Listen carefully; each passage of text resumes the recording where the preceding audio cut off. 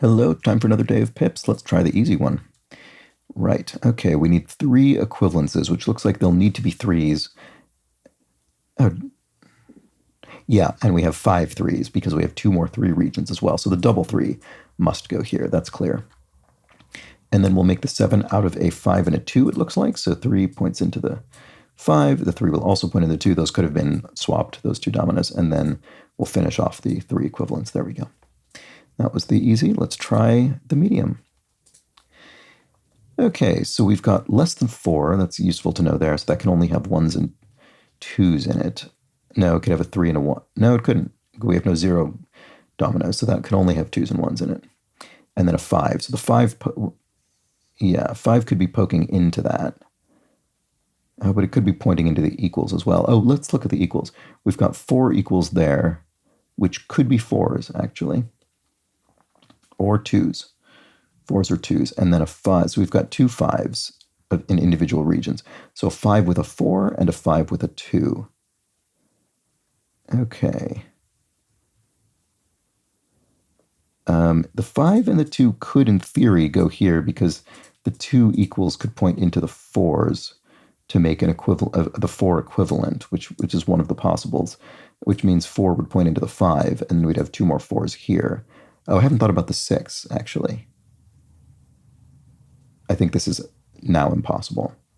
Yeah, I think that has proven this to be wrong because now I don't see any way to fill the 6 now. No, there's no way to fill the 6. That was incorrect. So in fact, the 5, 2 points the other way, points this way. And then I guess that means the 2 3s are the equivalents. Otherwise, we won't have enough 4s to fill the 4 equivalents. So we've got a 4 pointing into the 5, and then 2 4s, and then we'll have 3 2s make up the 6. Oops. Yeah, okay, so a bit of a false start there, but we got there. All right, that was the medium. Let's try hard. I think I did I forgot to leave the puzzle at the end of yesterday's solve, which means I think it might have been counting up the clock overnight. So I'm not sure, but we might have a disastrous timer on this one. Wow, boy, they really squeeze these in sometimes, don't they? All right, so the 18 will need to be 3 6s. So right off the bat, we can put 2 6s in the 18. And then we have 2 other choices of 6 to finish that off, which actually must be the 6 0 because it's pointing into a 0, which means we then need a double 0, which goes here, and then we need 2 single zeros poking out. Okay, so one of those equivalences needs 5 of the same number, which looks like it might be a 5. We do have sufficient 5s for that. Do we have any other candidates? I don't think we have enough 3s. No, we only have 4 3s. So I think it might need to be a blank and 5 pointing out that way. 2s? Nope. Yeah, I think that's a blank 5 pointing out there, which means we need a double 5. That's also forced. And do we have any more double 5s? We do not. So we're going to have 2 5s pointing up into the 2. And since we're already using the other blank to finish off our blank region, it means the 2 must be made up of 2 singles. So one of them is a 1 5, and the other one, I guess, is also a 1 5. Oh, but we don't have that. Oh, how did I get myself into this situation? I thought it felt like this was all forced, but maybe it isn't. Is there a different number other than 5 that can satisfy the 5 equivalents? Did I just miscount?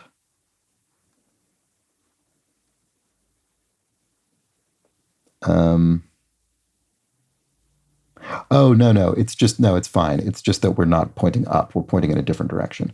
Sorry, that was silly. So yeah, the 5 goes into the 4 equivalence region pointing horizontally. Yeah, no, it's all fine. I think the logic does. My logic is sound. I just missed one possibility there. Okay, so now we need another 4, which looks like it's probably pointing into the 1 to finish off the 2. Although, actually, no, I think that works. But let me look elsewhere for now, because we've got a 6. There's only one domino, so it goes either to the side or up. And in fact, it must go to the side, because if it went up, we wouldn't have any blank cells to finish filling the 2 region. So that is correct, which means we do need a 4 pointing into the 2 region with a 1 pip. So there we go. And then we need an equals here, which can only be the 3's. We need another 2, which we have a few options of that, pointing into the 2, but actually only one of them works because only one of them has another half that is small enough. That's fine. We then need a 1 pointing into this non-equivalence region, which will be easy to fill because all we have to do is have it not be equal to 3. So we put the 5 pointing into this final equivalence with 2 2's. And there we go.